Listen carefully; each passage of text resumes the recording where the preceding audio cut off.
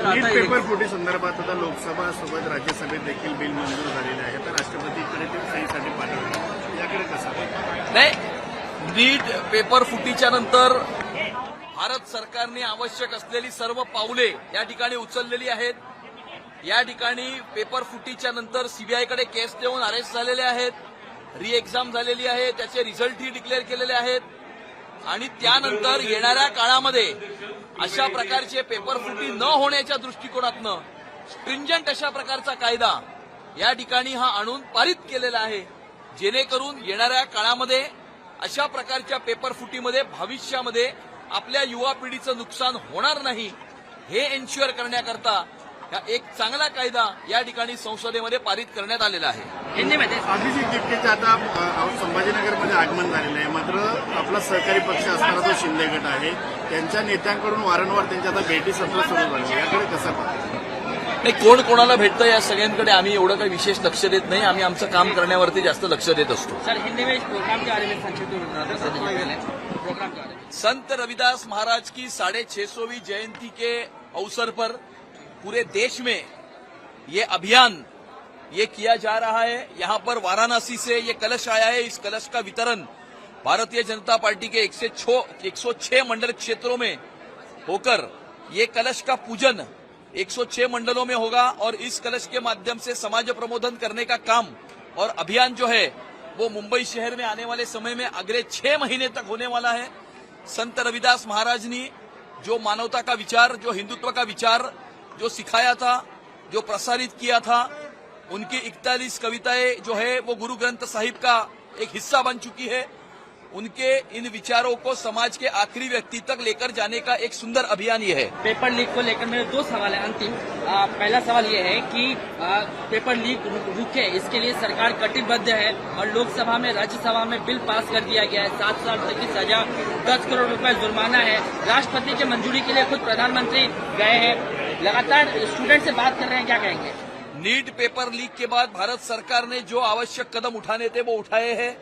CBI को case देकर इसमें अरेस्ट की गई है, इसमें री एग्जाम किया गया है, री एग्जाम सक्सेसफुली कंप्लीट हो गया है, उसकी आगे की प्रक्रिया भी शुरू है और इस प्रकार की घटनाएं आने वाले समय में इस देश में ना हो, आने वाले समय में अपने युवा पीढ़ी का जो नुकसान है वो ना हो, इसको ध्यान में रखते हुए एक कानून जो है वो संसद में पारित किया गया है और इस कानून के अंतर्गत आने वाले समय में इस देश में कोई भी पेपर लीक करने की हिम्मत तो छोड़ो, पेपर लीक करने का सोचेगा भी नहीं. प्रधानमंत्री ने एक हाई लेवल टास्क फोर्स बनाया है जिसमें तमाम जो शिक्षाविद हैं, यूनिवर्सिटीज के प्रोफेसर हैं, डीन हैं, डायरेक्टर्स हैं, सबको ऐड किया गया है, जोड़ा गया है ताकि पेपर लीक ना जैसी घटना ना हो. लेकिन प्रियंका गांधी ये कहती हैं, आईआईटी मद्रास के डायरेक्टर को प्रियंका गांधी सदन में कहती हैं कि ये तो गोमूत्र विशेषज्ञ हैं. प्रियंका गांधी कौन से यूनिवर्सिटी में पढ़ी, उन्होंने कौन सी डिग्री हासिल की, उन्होंने अपने जीवन में कौन सी कॉम्पिटिटिव एग्जामिनेशन दी, ये पहला उसके बारे में वो बताए. और चूंकि इन्होंने ये जीवन में किया नहीं है, इसीलिए उन्हें आईआईटी के प्रोफेसर की क्या वैल्यू होती है उस वैल्यू का पता ही नहीं है.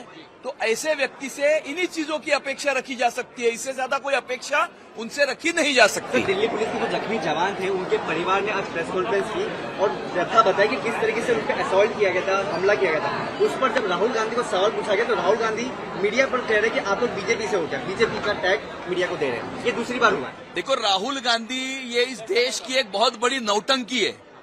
इस देश में फेक नैरेटिव फैलाना, झूठ बोलना, लोगों को भ्रमित करना, इसके अलावा अगर कोई कंस्ट्रक्टिव या पॉजिटिव काम राहुल गांधी ने किया हो तो आप ही मुझे बताएं.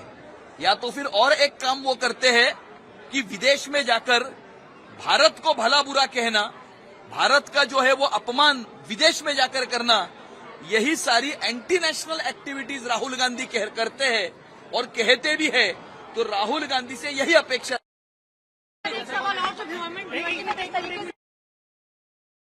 महाराजांच्या 650व्या जयंतीच्या निमित्तानं संपूर्ण देशभर एक अभियान हे राबवलं जात आहे. या ठिकाणी त्यांचं जन्मस्थान वाराणसी या ठिकाणाहून कलश आलेला आहे. ते कलश, त्या कलशामध्ये आलेली माती ही ह्या ठिकाणी वितरित करण्यात येत आहे आणि ही माती 106 भारतीय जनता पार्टीचे जे मंडळ आहेत या मुंबई शहरामध्ये त्या मंडळांपर्यंत जाऊन या ठिकाणी त्याचं पूजन होईल. विविध प्रकारचे समाज प्रबोधनाचे कार्यक्रम या अभियानाच्या मार्फत पुढचे 6 महिने 20 फेब्रुवारीपर्यंत हे आयोजित केले जातील आणि संत रविदास महाराजांची जी शिकवण होती, त्यांच्या 41 कविता या गुरु ग्रंथ साहिबचा भाग बनलेल्या आहेत.